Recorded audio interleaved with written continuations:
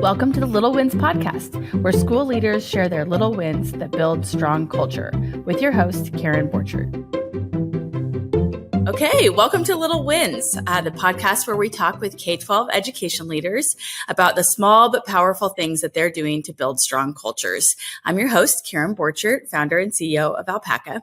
And today I'm joined by Dr. Luke Beall, principal of Fairview High School in Northwest Pennsylvania, a school that sits at the center of a small, tight-knit town where culture isn't just created in the classrooms, it really shapes the whole community. So from empowering teachers with autonomy to pioneering AI in the classrooms, Dr. Beall brings a really refreshingly grounded and forward-thinking lens to school leadership. Dr. Beall, it is such a pleasure to have you today. Thank you for being here. Thank you. That's quite a generous introduction. I'm just glad to be here, and any opportunity I can to brag about my staff and my community, I take that opportunity. That's awesome. That's great. Well, let's get started introducing you to everyone. Would love to kind of hear your story. I think that if I recall, you've worn just about every hat in your district. So Yeah. Will you tell us a little bit about your story and your school and your district? Yeah, so I am in Fairview, Pennsylvania, as you said. We're positioned up on the lake. This is actually a school where I attended K through 12, graduated high school from this high school, went off, didn't really realize how good of an education I received until I went off to college and started interacting with peers outside of my community and thought, wow, how do you guys not know this stuff already? Like, this is things we already did in high school. And awesome. I went on, I was going to pursue a degree in physics, which I did get my degree in physics, but then through the nagging of my mother, I also got a secondary ed degree in addition. And so in that process of becoming a teacher, I thought, if I'm going to teach, I want to go back to where I learned, because I got such a great education. I want to be a part of that. I want to be a part of moving that forward. So, my journey ended up, I went to a couple other districts, but ended back up in Fairview High School, where I taught physics and math for a handful of years. Then I became, in the meantime, I coached. I coached football, I coached wrestling, I coached track, while I was here. And then, I became the assistant principal for 4 years, and now I'm in my 4th year as principal. This is my home. I'm raising my own 2 kids here. I've got a 7th grader and 5th grader, just down in the middle school here. And I truly bleed red and black. I'm a tiger through and through. That's so awesome. Tell me a little bit about what it means to you personally to lead in the same school where you went and also where your kids are now kind of coming through the district. How does that change how you lead in your school? Yeah, that's a great question. I think it gives me perspective. Because as a leader, you need to consider all stakeholders, and those stakeholders are the teachers, the students, the parents, the community members. It's all of that, and having a history of wearing each of those hats allows me to gain a better perspective. There's some challenges for sure. Especially when I came to this building and had some teachers that maybe I wasn't the best student for when I was here, and had to navigate some of that. And, oops, yeah. I've jokingly told my staff, I said, hey, be careful of the kid causing trouble in the back of the room. He could be your boss someday. So, just keep that in mind. But I think the biggest thing is that perspective that it brings. I'm more than just a principal. I am a parent here. I am a community member here. I am an alum. I want my district to continue to do great things, because of all of those reasons. And, and just trying to know that every decision I make affects all stakeholders and trying to make it to benefit each. Yeah, that's so cool. That's great. And it's such a good perspective to really know what it's like to have been a student there, and also, to know what it's like to be part of a school community that is so close knit.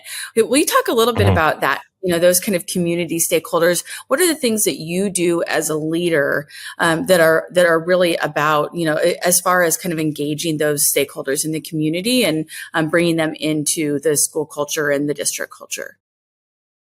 Yeah, I always want to, and we just finished a $50 million renovation. So we actually built a new high school. And so we're in our second year with it. And so we were giving a lot of tours to Yeah. alumni, to business partners in the community. And I preach then, but I try to live by this, that this is not just our school. This is the community school. This is Yeah. everybody's school. And I want Yes. everybody invested. Yeah. We have countless businesses that are plugged in to our daily life. Just our life skills class, they go to 17 different businesses throughout the day, throughout the week, to do real life job experiences, whether it's working in different industries. We have our different academies that link up with Mm. with industry in those fields that students may want to pursue. We have a very robust career day where we bring the professionals in here to speak to kids. Kids can select 3 different speakers that they can go see. We have a big gallery walk as well, and we have banks that come in to work with our business academy and our accounting students, and in our financial literacy courses. And then we have businesses that welcome us with open arms when we have field trips going out, and Cool. getting students those authentic experiences. I think it's one of those things that you kind of alluded to. Our community has this very supportive culture just Yeah. already. Yeah. And so we try to feed off of that. Our community members want to be involved. They'll say like, hey, I don't want to teach a class because that's not me. But, Yeah. if you want me to come in and talk about, what it's like in a day in the life of my shoes, I'd be happy to do that. And our teachers are Cool. welcoming in guest speakers and different things, and just ways that we can broaden horizons and get students to make informed decisions when they leave us. Yeah, that's so great. I love what you said. This is our community school. That sounds like you're really living that out. That's really cool. Well, let's talk. This podcast is all about culture and creating strong cultures in schools. And you have a neat way of thinking about this that I think is really interesting. You said something I love the other day, that every school has 2 cultures: a student culture and a teacher culture.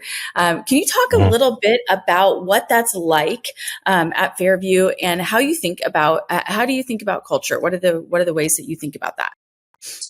Yeah, as you said, there are 2 distinct cultures. Now, they are very, very closely related, and one definitely feeds off of the other, both ways. I mean, it's a two-way street.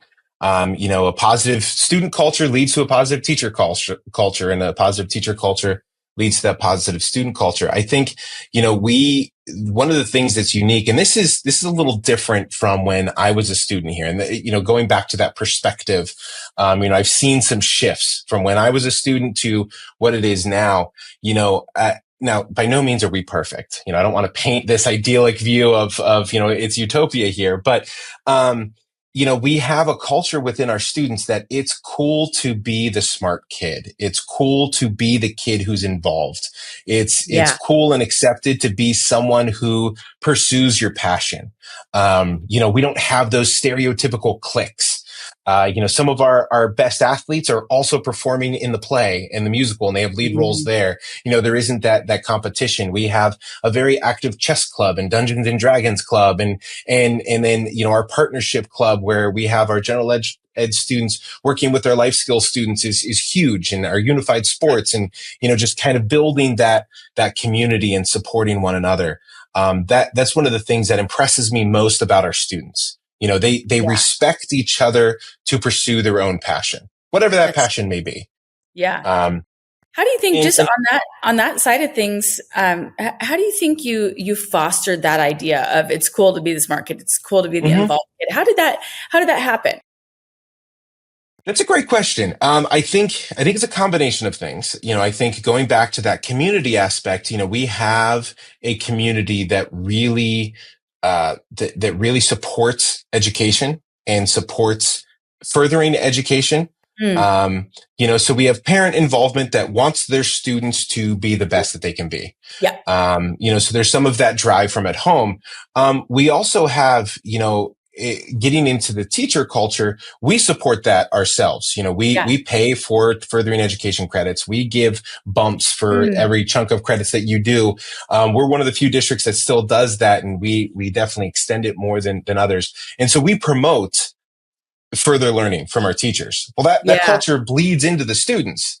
And, absolutely. we have teachers who want to better themselves, that want to learn more. So then the students want to do that. I mean, these students, even though they're high school kids and they can be moody at times, they really idolize our teachers, and they look up to them and view them as mentors and someone that they want to aspire to. And so that culture kind of feeds in and promotes that positivity. I think another thing that contributes is the inclusivity that we promote. Yeah. I mentioned a couple things about life skills and special ed. Inclusion a lot of time is used in that sense, but we try to broaden inclusion even beyond that. But just choosing to include everyone and everything. Yeah. And trying to get people involved. And when you do that, you start to gain better perspective, on your own life. And then as the students gain better perspective, they start to respect each other more. And that just has that positive, feedback loop between each other. And so, as with any part of culture, it's never one thing that does it. Yeah. I think it's a combination of those things that have really supported and has allowed this culture to take root. That's so cool. I love the mental picture of students hearing, that a teacher went to a night class the night before, or has homework to do for a class they're taking, or there's some further learning that they're doing, or where they're bringing back, new technology and things like that they're bringing back to their classrooms. I can imagine that creates in students such a sense of like, oh yeah, this is what we do here. We're kind of continuously learning, things like that. That's really, really cool. If I can just brag about a couple of my teachers for a moment. Please. I've got a teacher, he's a social studies teacher and library teacher. He gets published regularly in educational journals. And talking about, just some of the great things he does in his class.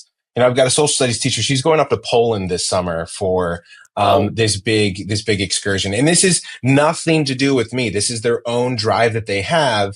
And they want to be better. And keep in mind, the social studies teacher, she's in her 35th year of teaching, and she's just, at the top of her game. So there's just little things like that. I think that's a part of our teacher culture. Like they just want to be better. And they want to improve, and the kids notice that, those are things that happen behind the scenes, but they notice the effects of that. They notice the things that they're doing, and just, the amount of extra things that my teachers do, it really pays off for their classroom. That's so cool. So you mentioned, you said, that's not me, that's them. It sounds like you have built this culture that is very autonomous, among your staff. And among your team. Can you talk a little bit about that autonomy and about what that looks and feels like at Fairview, and just kind of how you do that? Yeah. So when I started as a teacher here, one of the things that was kind of eye-opening for me was I was given the reins, and I was given, full control of my classroom. Yeah. As a new teacher, that can be a little frightening, but it's also so empowering. And I thought, so like I can take this any direction I want. I mean, yes, I have the standards. I have certain goals that I need to hit, but I can choose to do this any way that fits my personality, that fits my strengths, and fits my passion. And that made me want to come to work each day. And that made me want to do more. And that made me want to be better, for my students. And so I knew that, if given the chance to lead, I wanted to make sure that stayed above all else. That empowerment of the teachers, they need to be in control, because as much as I would love to take all 600 students and teach them everything, I can't do that. Right. And I can only make this place great with the help of all of my staff. And when they're operating at their best, my students get their best, and my students have the most success. So I feel that they're going to operate at their best when they have control. But with that control also, it just means like, oh, here you go. And then I leave them alone, and just walk away. Yes, there is that sense of trust in that I'm not gonna check up on you and micromanage every little thing you do. But we're gonna have conversations, and I'm gonna see if there's something you need. It's gonna be my job to go find that thing and get it for you. And so I want to empower and support along the process, and give them all the things they need, and really just get out of their way, because they're so great at what they do. If I just give them the opportunity to flourish, they're going to create things beyond my wildest dreams. That's so cool. That's amazing. Have you noticed when you have new teachers that come into your building or that have maybe taught somewhere else that they find that to be pretty unique? Do they Yeah, also yeah. experience the like kind of fear factor of that You type of know, autonomy? I think it depends on which teacher that is. If we're bringing in a Yeah, brand new teacher, there is a little bit of that apprehension. sure. And so we also don't just force them to swim in the deep end. We Yeah. bring along a mentor, to help them along through that, and give them as much guidance and structure as they need. But when we bring in a veteran teacher from another district, so many times they're just kind of blown away. They're Yeah. like, wait, I don't have to submit lesson plans to you. I'm like, no, I trust you. I'm not gonna Yeah. check up on that. Like, what good is that? That's busy work that's taking you away from creating good assessments, from assessing students and providing feedback. That's what I want you to do. I want you to create great lessons, assess the students, provide feedback for them. How you choose to organize that, do what works for you, whether that's a formalized lesson plan or that's just, jotting notes on the back of a napkin. I really don't care, Right. Right. as long as the end result is getting what we want. Yeah. And so, for some of those, type A people, they want that structure. They want me to Right. tell them exactly what to do step by step.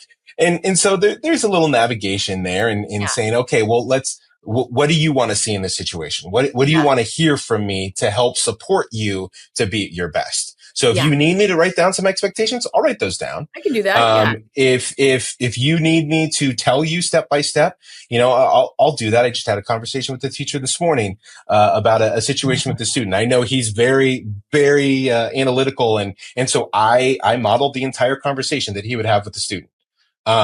Whereas another one of my teachers, it would have been a quick conversation. Oh yeah, hey, talk with that student about this situation, and then we're good.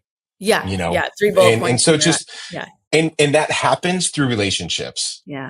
And I have to have those relationships with my staff to understand what they need, to understand, how they tick. And I think that goes back to your question earlier about the perspective that I have here.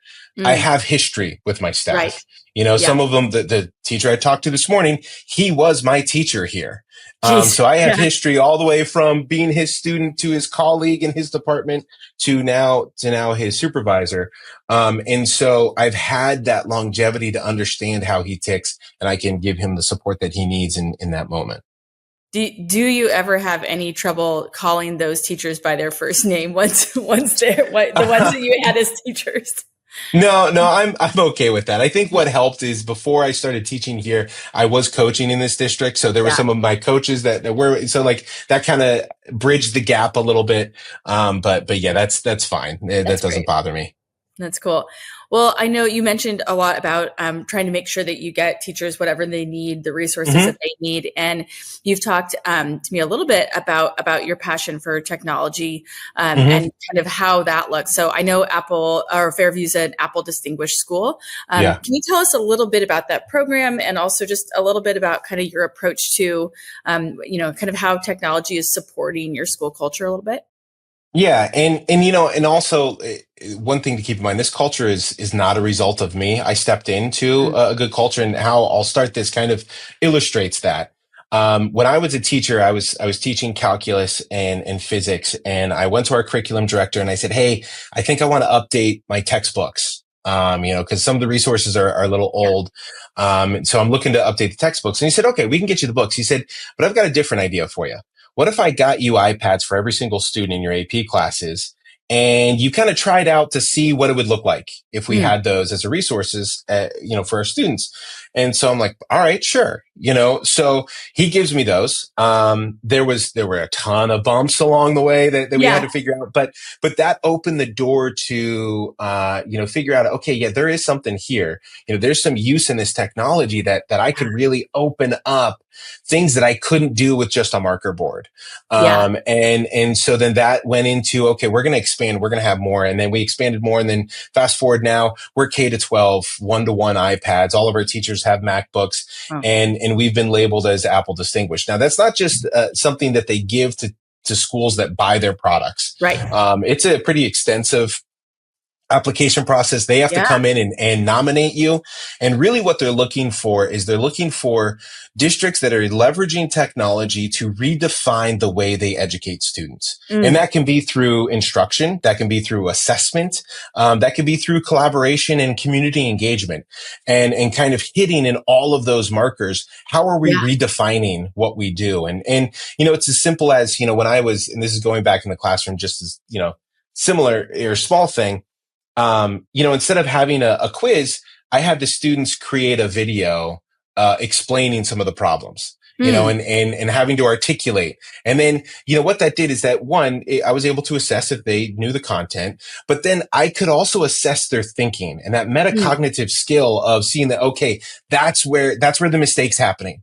This sentence that you said right here, we need to clean that up. And I was able to Yeah. get into some of those things. Now, that was like stone age of using the technology. Now Yeah. the things that our teachers are doing are amazing. We've got kids that the stuff that they create and the Oh, yeah. assessments that they do, it's all different. When it comes to assessment, I apologize for that. My phone was ringing. No worries. When it comes to assessment, once again, I try to empower teachers Mm. with that and how they choose to assess. And my only recommendation is we need variety.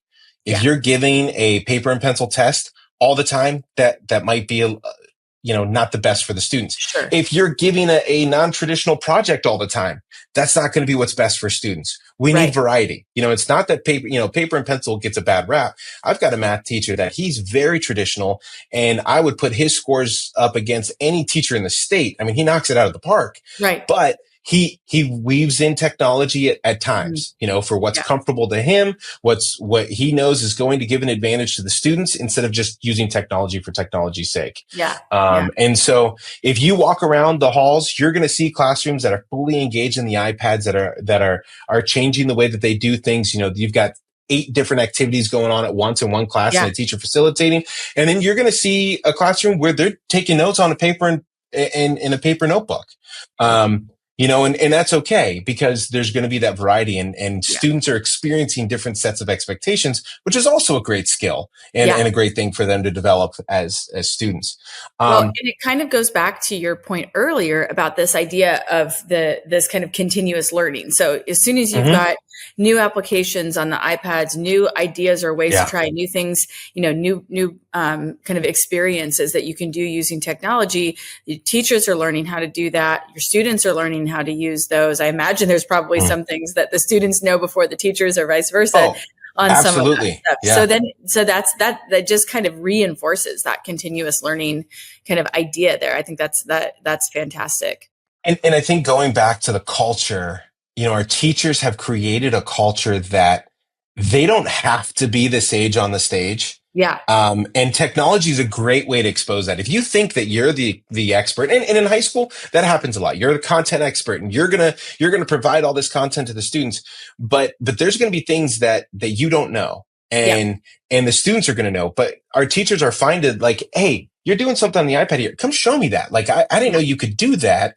And then they learn and like, I'm going to tell my other classes that because this is a great tool to use moving forward. And just that idea of like, oh, I can learn something from my kids, even though they're a squirrely ninth grader, they can still teach me something, and having that idea and that mindset just helps to raise the whole building up. Yeah. Yeah. That's awesome. That's so cool. Well, I want to get outside of the classroom and into your community a little bit. There's a really cool story about what you guys have done around something called the Erie experience. And I know that there's I'm so interested in understanding and hearing more about how that experience in class came to be, how it was built, and tell me more about that one. Yeah, so Erie, we're in Fairview. We're just outside of the city of Erie, small city of around 100,000 people, and we're in Erie County. So it was a few years ago. I went to the social studies department and I said, "Hey, I need some more electives. I'd like to broaden the electives that we offer." And my social studies department they're great at their vertical alignment. Yeah. They align all of their classes in that our goal, our overarching goal of having these kids for 4 years is to make them good citizens. We want to make them contributing citizens, and we're going to educate them and inform them so that they can be good citizens. And so everything that they teach, the American history, the world cultures, the government and economics, the psychology, the sociology, everything they teach is based and formed around that idea. Yeah. And so one of the teachers, actually, it was a couple of them. So I just posed that question to him. I went to a department meeting and I said, hey, I want you guys thinking about this. Start talking amongst yourselves. I'd like some electives. I'm open to all ideas. You tell me what you want and we'll do it. Cause, I like to, when it comes to teacher assignments, I want to align those assignments with the teacher's skills and their passion. Because when those two come together, then we get a great product. I don't want to force a teacher to teach something they don't like. And I don't want to force a teacher to teach something that they don't know. Now that happens sometimes. Yeah. But I try to align that passion and skill as much as possible. So they came back to me and said, we've got this idea, this concept for a class, but we're going to need some time to work on it.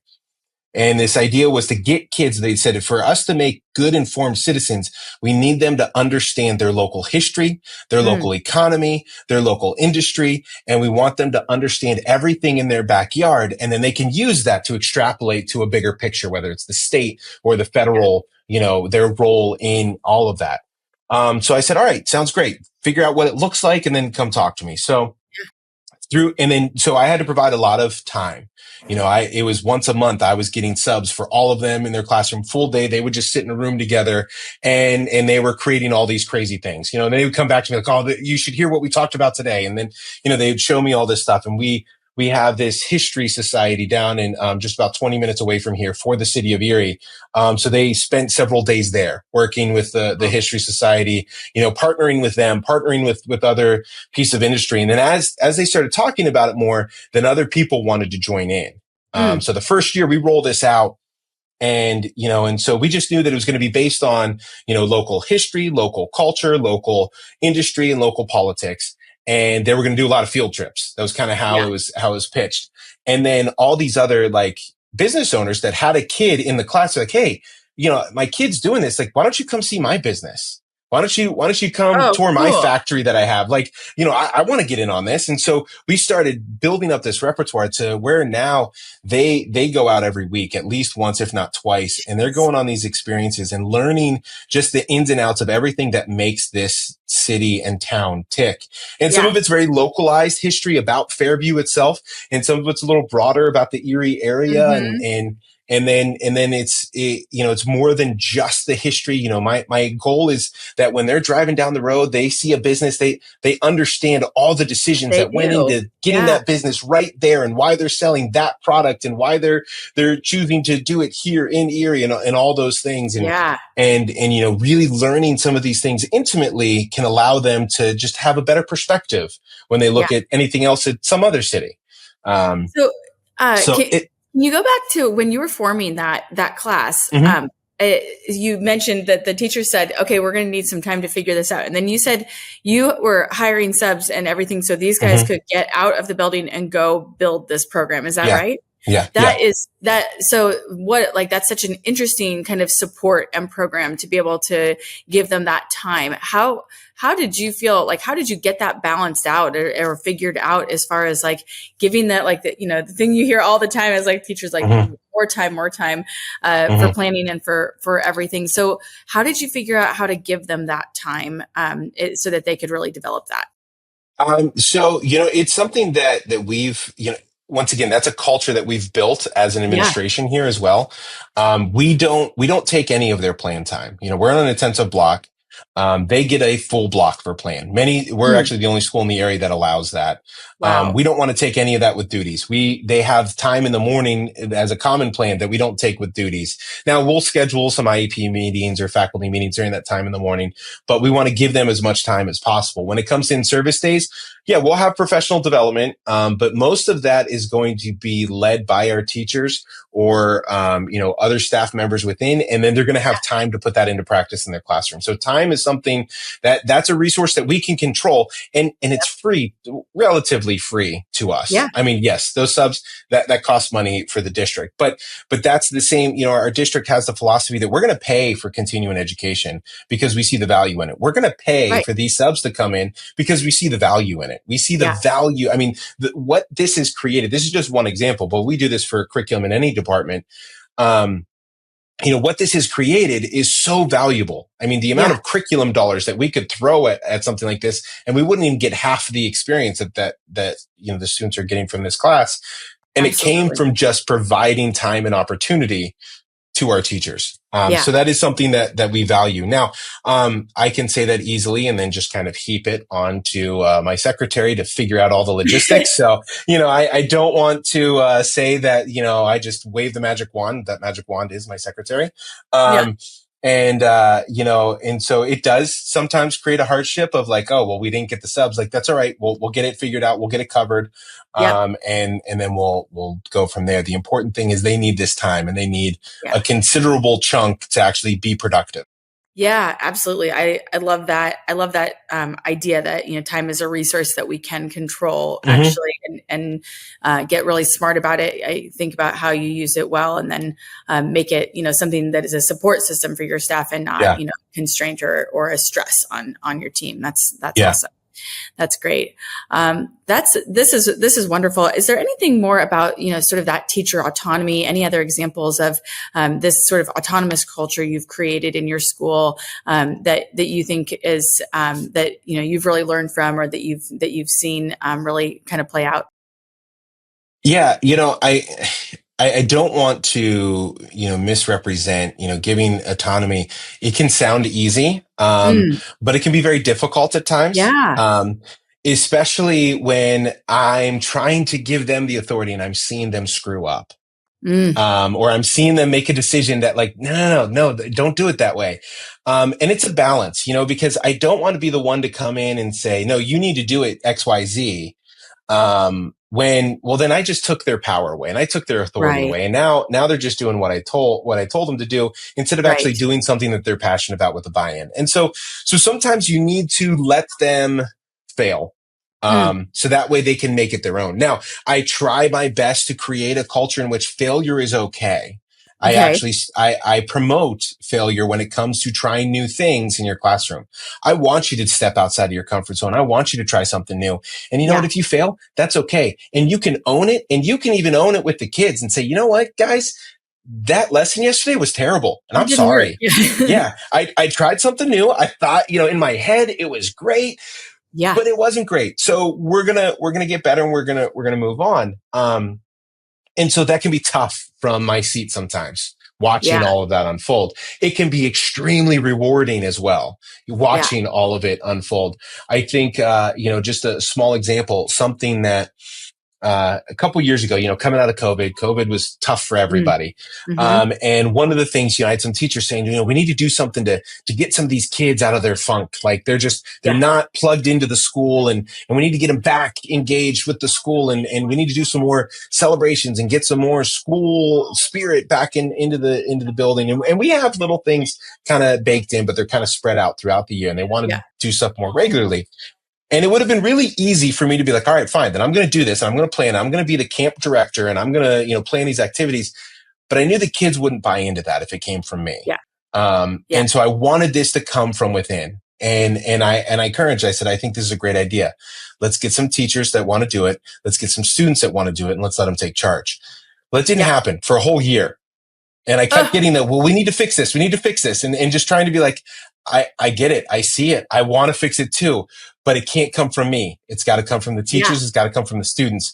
And then I don't know what changed, but something clicked. And this year, we had a teacher and a group of students that created what they call Final Fridays. And so the last Friday of every month, we just get the whole school together to just do something fun.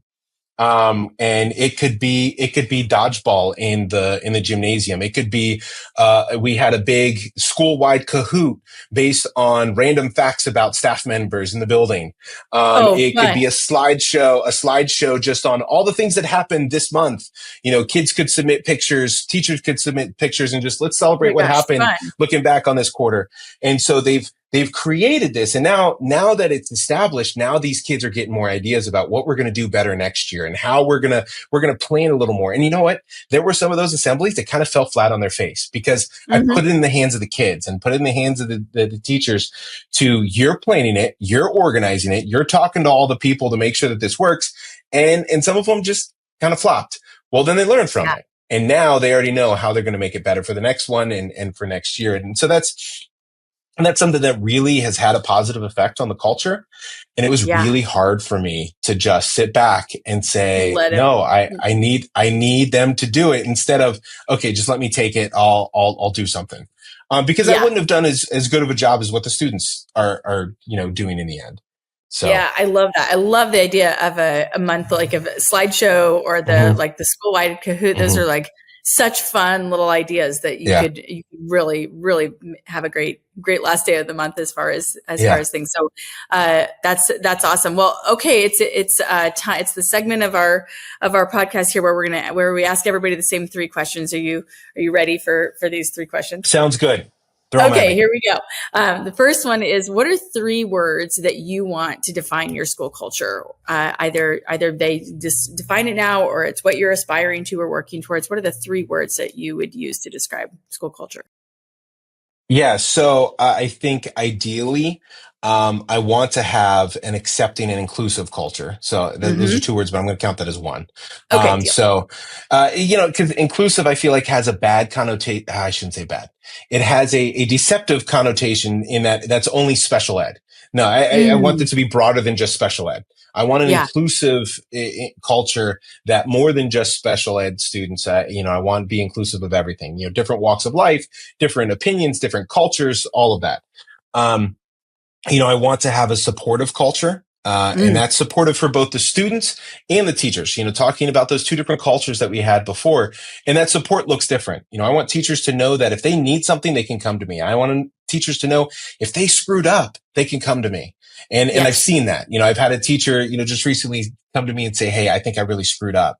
Okay, let's talk about it. Let's see. All right. Yeah, maybe I wouldn't have done something that you did there, but that's okay. It's not the end of the world. We're going to figure it out and we're going to make this right. We're going to own yeah, our mistake and we're going to learn from that mistake. So yeah, that support, takes many different forms. And, it's very similar to the students, yep, and whenever it comes to discipline, I don't want to be punitive. It's all about restorative discipline and things. And I think in all that I do, I want my culture to be empowering and I want it mm, to give the authority to the teachers because, I preach to the teachers all the time, get the students at the center of your instruction. mm, You want to hand over control to the students. Well, I can't ask my teachers to do that if I'm not willing to give control to my teachers. And yeah, so, and I feel too often that happens, where you get someone who preaches, this is what you should be doing in your classroom, but then you don't model any of that yourself. yeah, Um, and when I'm trying to model it, that also demonstrates to me how difficult that can be sometimes. So I can have a little more grace for my yeah, teachers that maybe they're not giving the control over as much as I would like, but understanding that that is tough to do it as much as you may want. And sometimes you need to give yourself some grace and give your colleagues some grace in that effort. So I think the three things would probably be inclusive, supportive, and empowering. Those are I those are love. the things that I want my culture to be.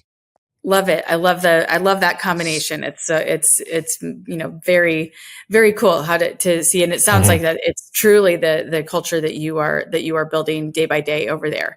Okay. Second question is: what is one Hmm. little win? Sorry. Let me try that again. So second question is: what is one little win you've had at work lately? One little win. This kind of goes hand in hand with that Final Friday thing. Another Yeah. thing that people brought up. Well, we need to celebrate student victories more, which was true.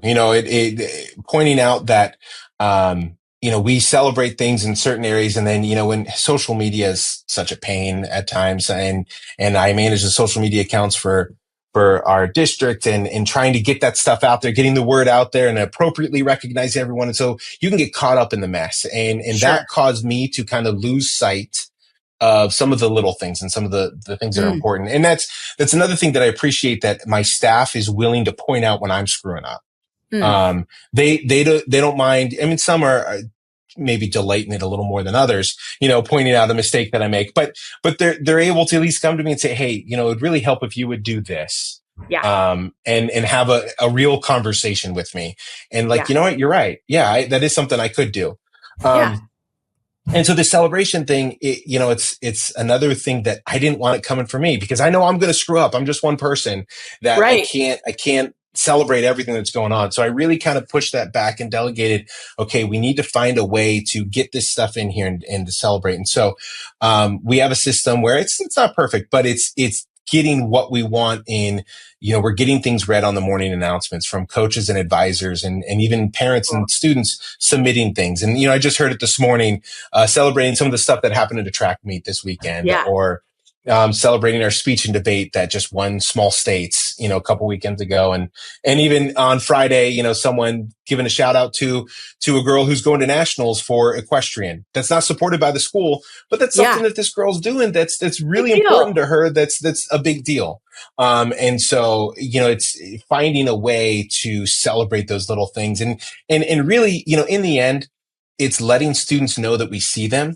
We respect them and we appreciate what they bring to the table. And that helps to feed in that inclusive culture of, hey, you can be successful in a million different things. And that success to you is going to look different than success to me or to the person next to you. Oh, that's awesome. That's so good. Okay. Last question, is a little advice from you for any educator. So, school leader, teacher, any educator. What do you think is something any educator can do to improve school culture right now?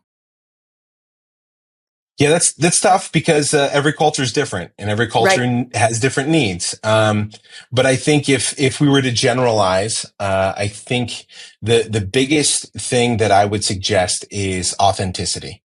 Understanding where you are, understanding where your culture is, where you want to go, and what small steps you can take to get there.